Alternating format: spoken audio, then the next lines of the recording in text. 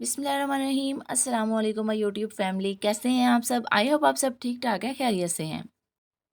अगर आपकी भी प्रेगनेंसी का 8वां महीना लग चुका है तो अब से कुछ डाइट्स लेना आपको बहुत ही ज़्यादा ज़रूरी हो जाता है, क्योंकि बेबी की ग्रोथ, बेबी की डेवलपमेंट, आपका वेट, हर एक चीज़ जो है वो आपकी डाइट पर डिपेंड कर रही होती है।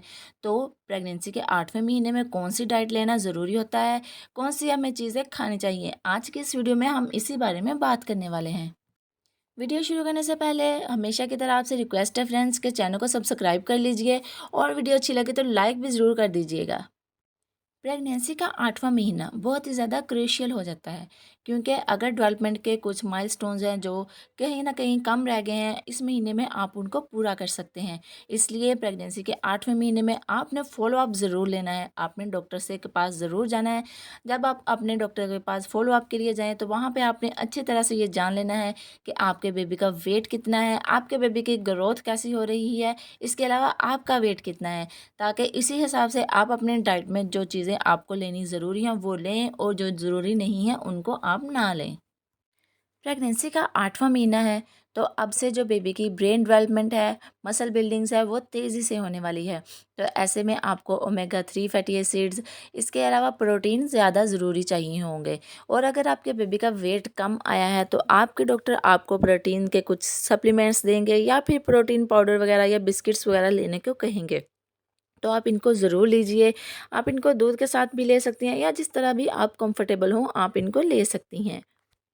प्रेगनेंसी में अपनी डाइट में प्रोटीन की मकदार बढ़ाने के लिए आप जो है वो दालें ले सकती हैं, बीन्स ले सकती हैं, डेयरी प्रोडक्ट्स, दूध, दही, पनीर, इसके अलावा एग्स और ड्राई फ्रूट्स अपनी डाइट में ऐड कर सकती हैं।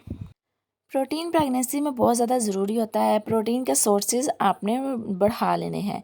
तो ओमेगा 3 फैट्स के लिए आपने वॉलनट्स अपनी डाइट में लेने हैं, चिया सीड्स ले सकती हैं। वॉलनट्स को आपने प्रेगनेंसी के शुरू से ही लेना शुरू कर देना है।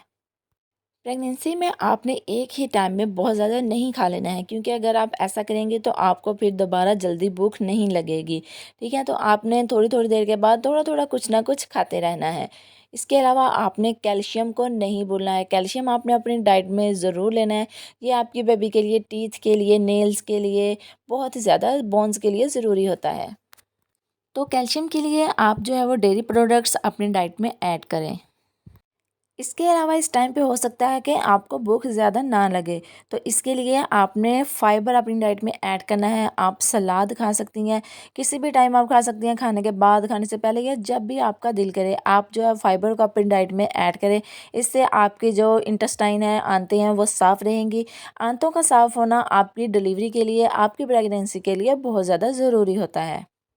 तो फ्रेंड्स, ये थी कुछ बातें जिनका आपने 8वें महीने में ज़रूर ख्याल रखना है, ताकि आप और आपका बेबी हेल्दी रहें। Thank you so much for watching. अल्लाह हाफिज़। Stay tuned, stay blessed.